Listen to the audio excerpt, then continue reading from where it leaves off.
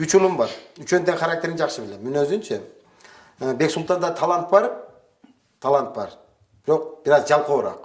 А Сыймык болсо, Сыймык аябай катуу иштейт.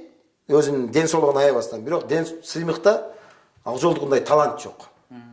Акжолдун мындай мүнөзү бар экен. Акжол жаракат алып калды 19-жылы. Анан биз өзүбүз деле, сен өзүң мени билесиң, мына азыр деле ошол залдан келдим. Фитнес залына барабыз. Могу жерде жакшы Сан Сити деген зал бар. Ошол Сан Ситинин башчылары деп айтамбы же директору бизге ошол жерден акысыз абоненттерди берген. Бизден ушул машыгуубузга шарт түзүп бергенде Сан Ситичи. Бизден тыйын акча. Демөөрчүлүк кылабы деп. Демөөрчүлүк деле эмес, буларда ушундай мүмкүнчүлүк окшойт. Кыскасы бизден абоненттик акча албайт да. Биз ал жерде мындайча айтканда акысыз тренировка кылабыз.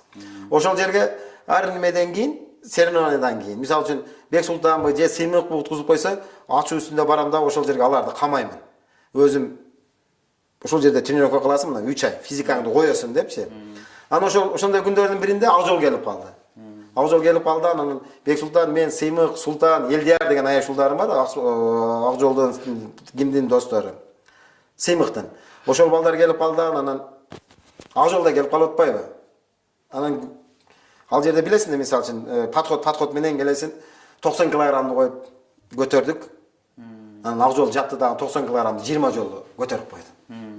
Анан карап турсам, биз эми эс алабыз 2 минут кийинки айлампа келгенге чейинчи Акжол бардан башка упражнение жасап атпайбы?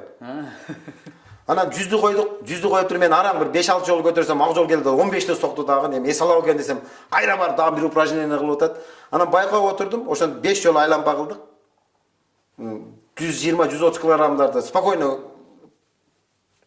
уруп койду дагы, анан башка упражнение кылып атпай, анан ошондо айттым, бул баланын дедим, восстановлениясы жакшы экен депчи. Ар бир упражнение кылгандан кийин дене эс алыш керек да. Акжолдо ошол мүмкүнчүлүгү көбүрөөк экен да. Денеси даяр экен. Бат өзүнө кайра келет экен да, мисалы үчүн чарчабайт экен.